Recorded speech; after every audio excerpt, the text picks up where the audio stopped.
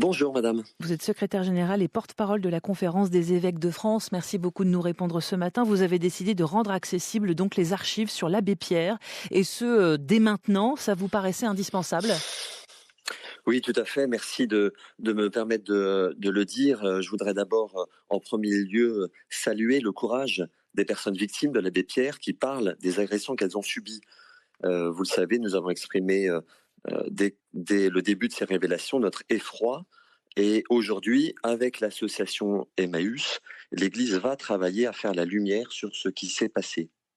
Que peut-on justement trouver dans les archives du Centre national des archives de l'Église de France? Ce fonds que vous ouvrez est composé de quel type de documents? Alors, les archives collectent, conservent et les différentes archives des services et des instances de la conférence, mais aussi de certaines institutions religieuses ou communautés religieuses.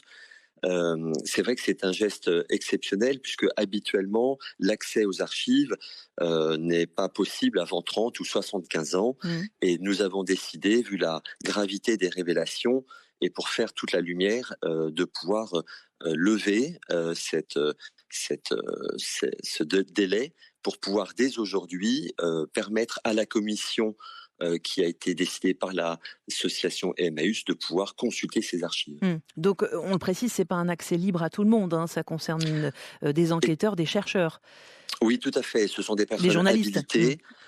Tout à fait. Ce sont des personnes habilitées, chercheurs, membres de commissions d'experts, et puis aussi des journalistes qui peuvent avoir accès à ces archives. Mmh. C'est la première fois que vous prenez ce genre de décision?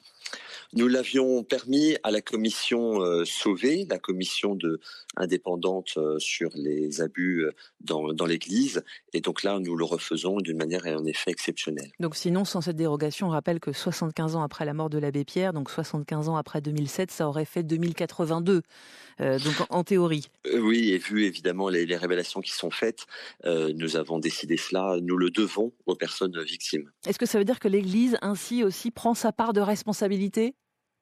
Oui, nous l'avons fait dès le début, et c'est pourquoi il faut faire ce travail historique et de recherche pour voir, comprendre et surtout voir les dysfonctionnements qui ont rendu possible dans la communauté d'Emmaüs comme dans l'Église Mmh.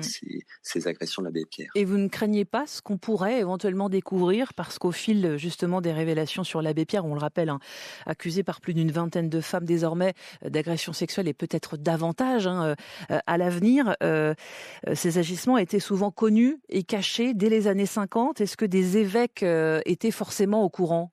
Écoutez, vous savez, je crois que depuis que l'Église a demandé à Jean-Marc Sauvé cette commission d'enquête sur les abus dans l'Église, et on sait le retentissement qu'a eu cette commission et le travail qu'elle a rendu, l'Église n'a plus peur de faire ce travail de vérité sur les agressions qui ont pu être commises dans l'Église. Parce que monseigneur Éric de Moulin-Beaufort, le président de la Conférence des évêques de France, a dit que certains évêques étaient informés, c'est certain. Oui, je crois qu'à l'époque, certains évêques ont été informés, mais c'est justement ce travail de cette commission, et c'est pourquoi nous ouvrons nos archives pour permettre d'avoir accès à ce qui a pu se passer ou pas. Mmh.